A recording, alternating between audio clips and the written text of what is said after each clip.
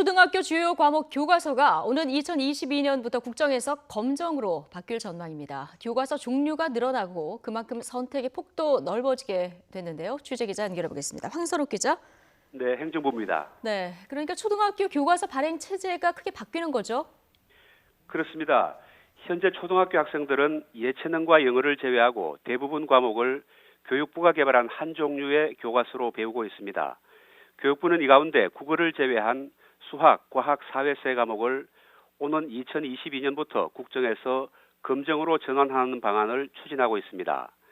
향후 일정을 보면 내년까지 교과서를 개발하고 2021년 한 해 동안 심사한 다음 2022년부터 실제 학교에서 사용하게 됩니다. 대상은 먼저 초등학교 3, 4학년부터 시작하고 5, 6학년으로 확대할 계획입니다. 교사와 학생들 입장에서는 5에서 10가지 정도 교과서 가운데 선호하는 교과서를 골라 수업을 할 수 있게 돼서 선택의 폭이 넓어지는 셈입니다.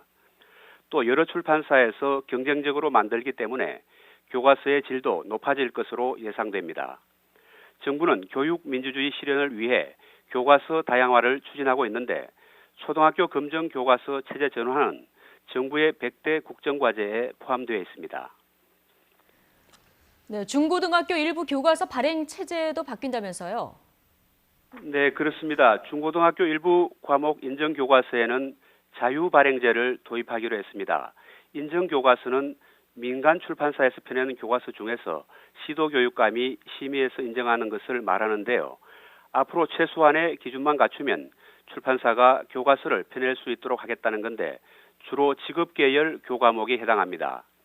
자유발행 교과서는 올해부터 개발에 들어가는데 입시와 관계없는 일부 고등학교 과목은 내년부터 학교 현장에서 사용할 수 있을 것으로 예상됩니다.